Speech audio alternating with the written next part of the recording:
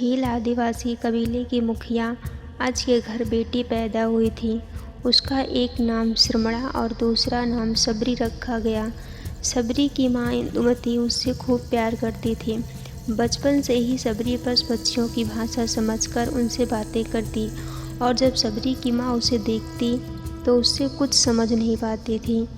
कुछ समय बाद एक पंडित ने सबरी के परिवार को बताया कि वो आगे चलकर सन्यासी बन सकती है। इस बात का पता चलते ही सबरी के पिता ने उसका रिश्ता तय कर दिया।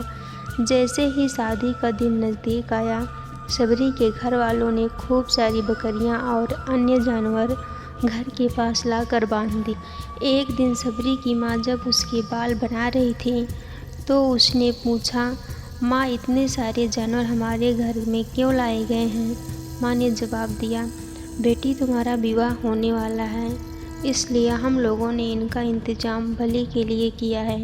तुम्हारी शादी के दिन ही बलि प्रथा होगी और फिर इनसे स्वादिष्ट भोजन बनाकर सबको परोसा जाएगा। यह सब सुनकर सबरी दुखी हो गई। काफ़ी देर सबरी ने उन जानवरों को आज़ाद करने के बारे में सोचा। सोचते सोचते सबरी के मन में हुआ कि अगर ये जानवर यहाँ नहीं होंगे तो इनकी बलि रुक सकती है। ऐसा नहीं हुआ तो मेरे घर से कहीं चले जाने पर ही यह बलि रुकेगी। जब मैं ही नहीं रहूँगी तब ना विवाह होगा और न ही बलि प्रथा। इससे मासूम जानवर बच जाएंगे। इसी सोच के साथ जानवरों को रखी गई जगह पर सबरी पहुँची। उसने सोचा कि उन्हें खोल देती हूँ, लेकिन वो ऐसा नहीं कर पाई। उसके बाद सबरी जंगल की तरफ भागने लगी। भागते भागते सबरी ऋषि मुख पर्वत पर पहुंची। वहां करीब 10,000 ऋषि रहा करते थे। सबरी को लगा कि वो इसी जंगल में किसी तरह ऋषि मुनियों की सेवा करके अपना जीवन जी लेगी। वो चुपचाप उसी जंगल के एक हिस्से में रहने लगी। सबरी रोजाना किस ऋषि मुनियों की झोपड़ी के आगे झाड़ू लगाती और हवन के लिए लकड़ियाँ भी लाकर रख देती। ऋषि मुनियों को समझ नहीं आ रहा था कि जंगल में उनके काम अपने आप कैसे हो रहे हैं। एक दिन सबरी को किसी ऋषि ने देख लिया। उसे देखते ही उसका परिचय पूछा। जैसे ही सबरी ने बताया कि वो भील आदिवासी परिवार से संबंध रखती है तो उसे ऋषियों ने खूब डांट लगाई। सबरी को इस बात का बिल्कुल भी पता नहीं था कि उसकी छोटी जाति है और उसे ऋषियों द्वारा जाति की वजह से अपमान सहन करना पड़ेगा। इतना सब होने के बाद भी सबरी हर ऋषि मुनि के दरवाजे पहुंचती और उनके आंगन में झाड़ू लगाकर उनसे गुरु दीक्षा देने के लिए कहती।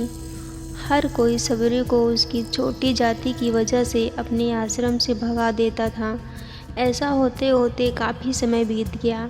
उसके बाद सबरी मतंग ऋषि की कुटिया में पहुंची। वहां पहुंचकर मतंग ऋषि को सबरी ने बताया कि वो उनसे गुरु दीक्षा लेना चाहती है। उन्होंने खुशी खुशी उसे अपने गुरुकुल में रहने दिया और भगवान से जुड़ा ज्ञान देते रहे। सबरी ने भी अपने गुरु मतंग ऋषि की सेवा करने में कोई कसर नहीं छोड़ी। वो गुरुकुल के भी सारे काम करती थी। सबरी से खुश होकर मतंग ऋषि ने उसे बेटी मान लिया था। समय के साथ मतंग ऋषि का शरीर बूढ़ा हो गया। उन्होंने एक दिन सबरी को अपने पास बुलाया और कहा, बेटी मैं अपना देह त्यागना चाहता। बहुत साल हो गए इस शरीर में रहते रहते। सबरी ने दुखी मन से कहा, आपके ही सहारे मैं इस जंगल में रह पाई हूँ। आप ही चले जाएंगे तो मैं जीकर क्या करूँगी। आप अपने संग मुझे भी ले जाइए, मैं भी देह त्यागना चाहती हूँ। मतंग ऋषि ने जवाब दिया, बेटी तुम्हें चिंता करने की कोई ज़रूरत नहीं है। राम तुम्हारी चिंता करेंगे और ध्यान भी रखेंगे। सबरी ने राम का नाम सुनते ही पूछी, वो कौन है और उन्हें मैं किस तरह ढूंढूंगी। मतंग ऋषि ने बताया, राम कोई और नहीं भगवान हैं। वो तुम्हें सारे अच्छे कर्मों का फल देंगे। तुम्हें उन्हें ढूंढने की कोई ज़रूरत नहीं है। वो एक दिन खुद तुम्हें खोजते हुए इस कुटिया में आएंगे और तुम्हें उनके हाथों ही मोक्ष मिलेगा। तब तक तुम इस आश्रम में रहो।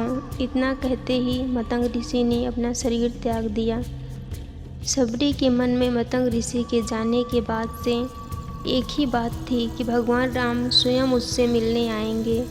वो रोज़ भगवान राम से मिलने के लिए बाग से अच्छे अच्छे फूल लाकर पूरा आश्रम सजाती और भगवान के लिए बेर तोड़ कर लाती।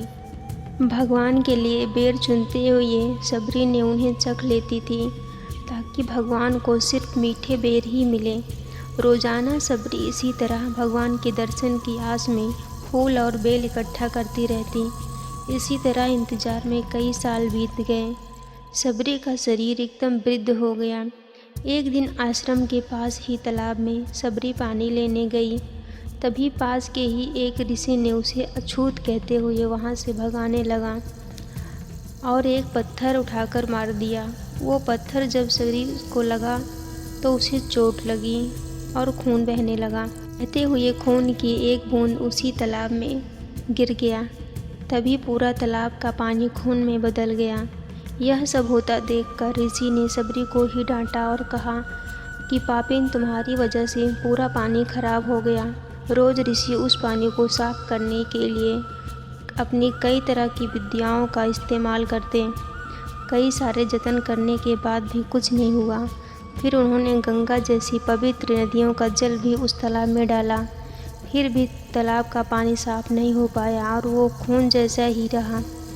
कई सालों तक पानी के साफ करने की कोशिश के बाद भी कुछ काम नहीं आया तो ऋषि ने थक कर सब कुछ छोड़ दिया। इस घटना के कई सालों के बाद भगवान राम अपनी पत्नी हरण के बाद उन्हें ढूंढते हुए उसी तालाब के पास पहुँचे।